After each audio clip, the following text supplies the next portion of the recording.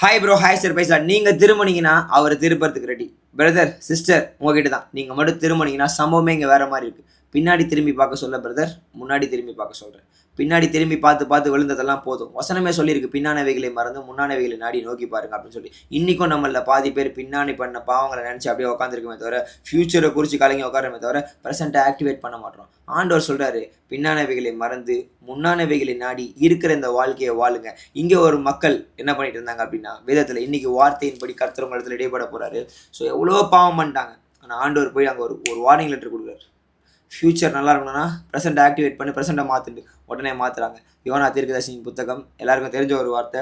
3ஆம் அதிகாரம் 10ஆம் வசனத்தில், அவர்கள் தங்கள் பொல்லாத வழியை விட்டு திரும்பினார்கள் என்று தேவன் அவருடைய கிரியைகளை பார்த்து தாம் அவர்களுக்கு செய்வேன் என்று சொல்லியிருந்த தீங்கை குறித்து மனஸ்தாபப்பட்டு அதை செய்யாதிருந்தார். ஆமென். எத்தனை பேருக்கு புரியுது? பிரதர் சிஸ்டர், தப்பு பண்ணால் கண்டிப்பாக தண்டனை வரும் பிரதர். ஆனால் ஆண்டவர் உங்களுக்கு உணர்த்துறாருன்ற போது நீங்கள் அதை விட்டுட்டீங்க அப்படின்னா அதை அவர் மன்னிப்பார்.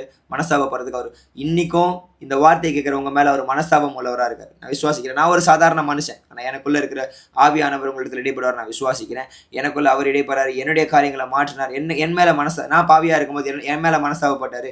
என்னை மாற்றினார், என்னை ஆசீர்வதித்தார், என்னை உயர்த்தினார். ஸோ அதே போல் உங்களையும் உயர்த்தணும் அப்படின்றதுக்காக தான். ஸோ இந்த வார்த்தையை இன்னைக்கு ஆண்டவர் உங்களிடத்தில் இடைப்படான்னு விசுவாசிக்கிறேன். இன்னமும் அந்த பழைய பாவங்கள், அந்த பழைய கில்ட்டி கான்சியஸ், ஒருவேளை பழைய பாவங்கள் செஞ்சு கில்ட்டி கான்சியஸ் இருந்தால் ப்ளீஸ் ஆண்டவர் உங்களை இன்னைக்கு மன்னிக்கிறார். பிரதர் சிஸ்டர், வார்த்தை அப்படி தான் சொல்லுது. அவர் சகல பாவங்களை நீக்கி மன்னிச்சு சுத்திகரிக்கிறார். நீங்கள் தூக்கி போட்டு வாங்க, அவர் உங்களை மன்னிப்பார், உங்களை டேக் கேர் பண்ணுறார். வார்த்தை அப்படி தான் சொல்லுது. So at the same time brother sister, இன்னும் அதே பாவங்களில் இருந்தீங்களாலும் திரும்ப வாங்க, அவர்கிட்டே கேளுங்க, ஆண்டவரே எப்படி விடுதலை வேணும், என்னால் முடியாது, நான் பலவீனம் நீங்கள் கேட்கும்போது அவர் உங்களை பலப்படுத்தி உங்களுக்கு சகாயம் பண்ணி உங்களை ஆசீர்வதிக்க அதிக வல்லவராக இருக்கார். புரியுதா பிரதர்? புரியுதா சிஸ்டர்? ப்ளீஸ் திரும்புங்க, சகலத்தையும் திருப்பிட. ஒரு சின்ன பிரேயர் மட்டும் பண்ணிடலாமா? அண்ட் அன்பின் தேவனே, அப்பா, இந்த காலை வேளையில் இந்த வார்த்தையை கேட்ட இந்த அன்பு சகோதரன் சகோதரியோட காரியங்களை நீர் அறிவி, நான் அறிய ஆண்டவரே. உம்மால் எல்லாம் கூடும் ஆண்டவரே. அவர்கள் செய்கிற எல்லா பின்னான காரியங்களை மறந்து முன்னாய் இருக்கிற உண்மை நோக்கி ஓட தேவன் கிருபை செய்யுங்க ஆண்டவரே.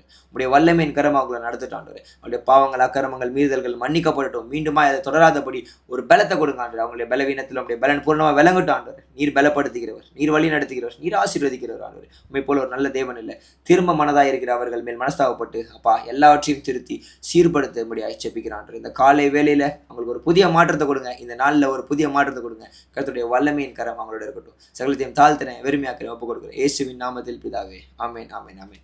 திரும்புங்க, சகலத்தையும் திருப்பிடுவார். கவலைப்படாதீங்க. நாளை தொடங்க கர்த்தர் உங்களோடு. இந்த நாள் எல்லாம் கர்த்தருக்கு சோத்திரம். ஆமென். அல்லேலூயா. Love you. God bless you.